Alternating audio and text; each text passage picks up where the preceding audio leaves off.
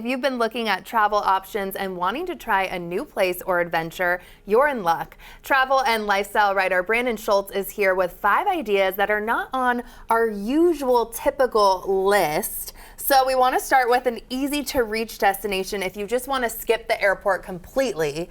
And this one I've been through, kind of stopped there quickly, but Post Falls. Yeah, so Post Falls, Idaho, it's just an easy 4.5-hour drive from Seattle. It's right off I-90, and as soon as you get there, you have all kinds of outdoor activity available. So hiking, biking, climbing, paddleboarding, boating, anything you want to do. You have lake life, you have river adventure. If you want to stay on land, you do have that great climbing I mentioned. You also have the North Idaho Centennial Trail. That's a 24-mile paved walkway that goes from Washington all the way down to Coeur d'Alene, goes right through Post Falls. And whether you have kids with you or not, you are just about 30 minutes from Silverwood, and it's the largest theme park in the Northwest. So easy place to spend a whole day, fraction of the cost of somewhere like Disneyland. Totally agree. I just went there and it was awesome. Still close to home, your next one, and you don't need a plane again, the smaller towns of Vancouver Island. Yeah, so we'll go the other direction. We'll go up to those little towns. This is really good for a road trip. You can pop from town to town to see as many as you want, depending how much time you have. These towns range from like a working fishing village with really cute artisan shops in Cowichan Bay, to something like a rugged coastline with towering cedars and Douglas pines, lots of hiking trails in Port Renfrew. Beautiful. Or if you do kind of want that Tofino vibe, but we're trying to avoid that cost and that crowd, there's Qualicum Beach, same sandy beaches, same antique shopping, cute coastal vibes. And we are skipping the airport, right? But we're going to leave the car home too this time. You're going to hop on the Clipper Ferry right down on the Seattle waterfront. Easy. 2 hours, 45 minutes, you're in Victoria.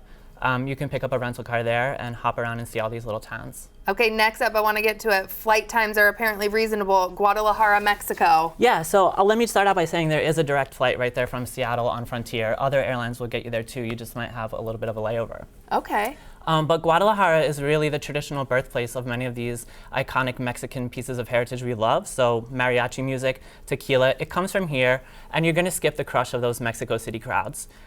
You're going to want to look out for gorgeous colonial architecture, especially in the Colonia Americana neighborhood. So this was named the coolest neighborhood in the world. No way! Whole world, Kelly, by Time Out magazine in 2022. It's totally walkable, but it's packed with restaurants, shops, galleries, everything. You have me sold. Yeah. Okay, next to no passport is needed on this one. Louisville, Kentucky. I'm a little surprised this is on your list, so tell me why. I know, right? It's a southern city, but people don't really think of it as southern city, but it does have that southern charm of like steamboat rides, fried chicken, fancy hats. So in Mexico, we had the tequila, which we didn't get to, but this is also bourbon country now in Louisville. And many of those distilleries are in the rural areas around Louisville, but there are actually 14 directly in the city, plus 6 tasting rooms from some of those outer ones. So you got 20 experiences you can have right there. You can also hop in a car and pop out, see those other ones. Of course, this is horse country too. Kentucky Derby's here in May. Yes. But you can visit Churchill Downs through the end of June, get a mint julep, take in the scene. And again in September, if you're doing a later summer getaway.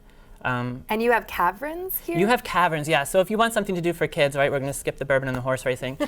You have the Louisville Mega Cavern, which is, yeah, absolutely enormous underground. It's home to the world's only fully underground ziplining course. There's underground ropes courses, guided tours. And then back above ground, you have Kentucky Kingdom, too, another amusement park with about 70 more attractions. I'm shook. I actually think this needs to be on my list, stat. It does. Finally, long haul bucket list, though, but Chile. Yes. Okay, so have you been there, Kelly? No, right. This is a bucket list. Exactly, and most Americans haven't been there, so it's still kind of undiscovered for us. It is about a 12-hour overnight flight from Seattle, and you're going to be leaving summer behind because you're waking up in winter in the southern hemisphere there. So you're sending me to warmer. Winter? Yes, pack warmer if you want a little break from the sun. Once you get to Santiago, though, it's really choose your own adventure. So you can go skiing in the Andes at world-class resorts. This is peak season there, June to September. You could hit Patagonia in the off-season and take in some of that incredible nature with a little bit of quieter, calmer vibe. You can go stargazing in the Atacama Desert. So winter skies are crystal clear at night there, though pretty cold, so you're going to bundle up for that.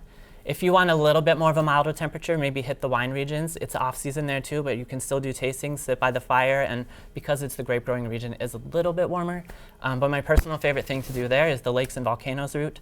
So in winter, this is really like a storybook landscape of snow-capped mountains, active volcanoes, and not just ancient forests, but really prehistoric, right? So the dinosaurs were eating these species. And you can take it really easy with just like a guided walk, snowshoeing, snow trekking, or you can go a little more intense, snowmobiling, whitewater rafting, or really go all in, go ice climbing. You just hire a guide and tell them what kind of adventure you're after. You are amazing. This was so fun to hear all of your thoughts. Thank you for being here. Yeah, thank you.